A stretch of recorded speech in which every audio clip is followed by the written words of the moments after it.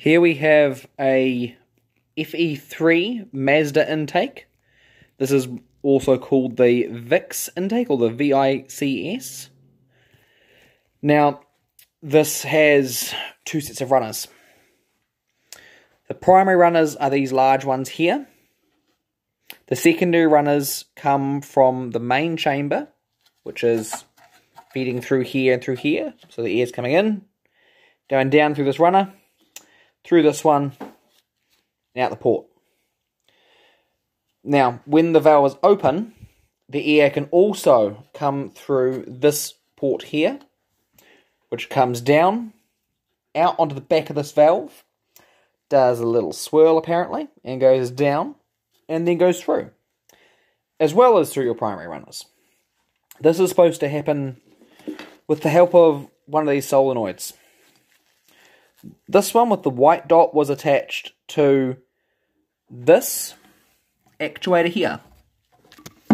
This actuator, when vacuum is applied to it, get to move, closes these off. And when there's no vacuum applied, it returns via a spring. So I'm told that it's supposed to close before 4,000 RPM. Before 4,000 RPM. And then at 4,000 RPM it's supposed to open. Now, there has been people who have used a standard relay and used the trigger from a shift light. You know, just a cheap aftermarket shift light. When the light's on, it flicks the relay, cutting the power to the solenoid, which lets the air then pass through it, or the vacuum pass through it, which then holds this closed. And when the shift light comes on, does the opposite. It breaks the relay circuit and allows us to open, giving you extra flow. It has a gasket in between, and a nice void space here. Beautifully clean.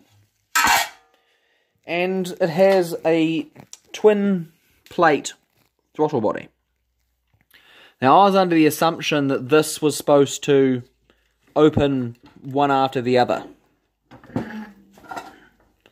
But this one seems to open together. So, I'm not sure if there's something seized in this assembly, or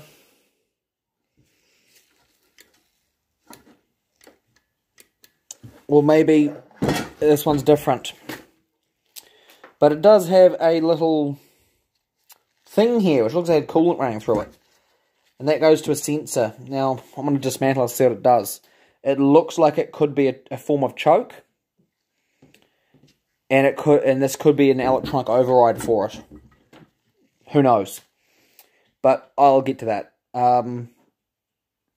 Currently, this is going to be pointing the wrong way, because this is from a four-wheel drive engine, which is an east-west.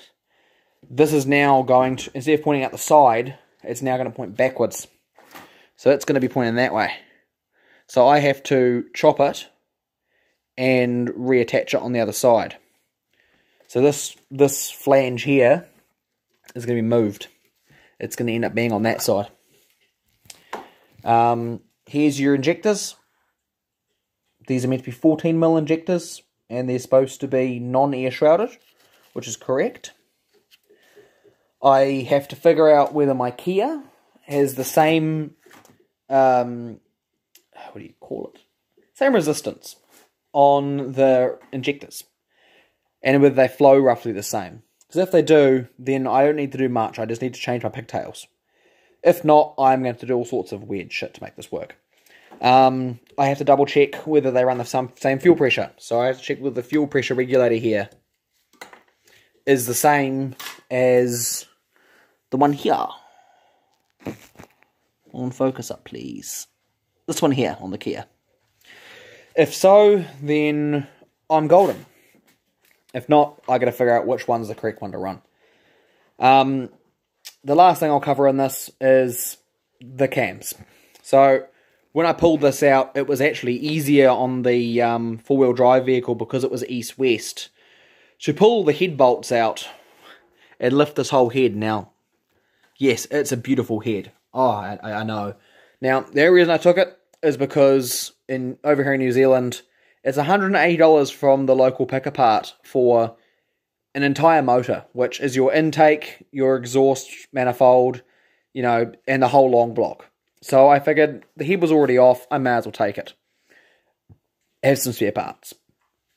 But the main reason I wanted it is to have a spare set of cams. Now, this cam is an FE3N, which is the second from the most desired cam. And this was my exhaust.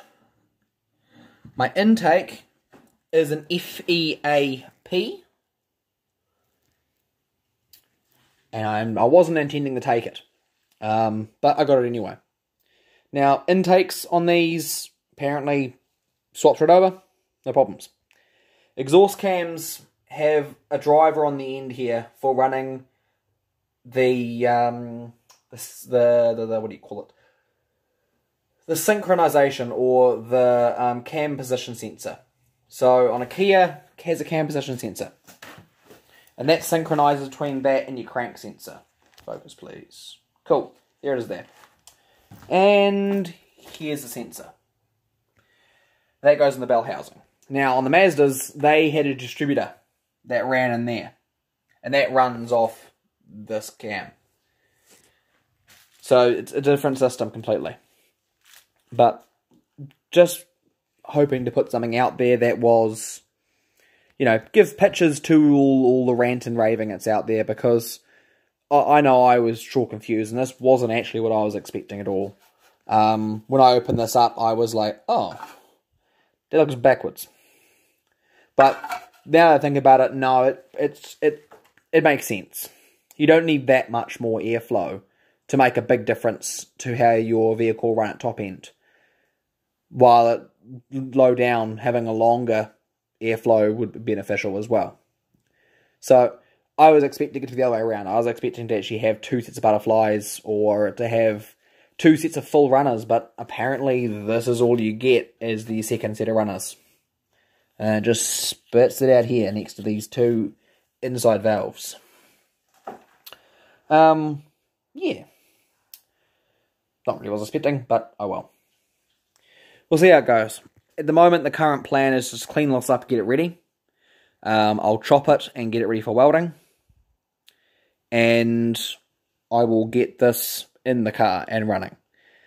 Once it's running, I will then look at getting this running, and I will do a direct comparison between the two and actually decide for myself what I think is better. I would ideally like to run the Mazda stuff, but who knows, if the Kia runs better with the Kia intake, then so be it.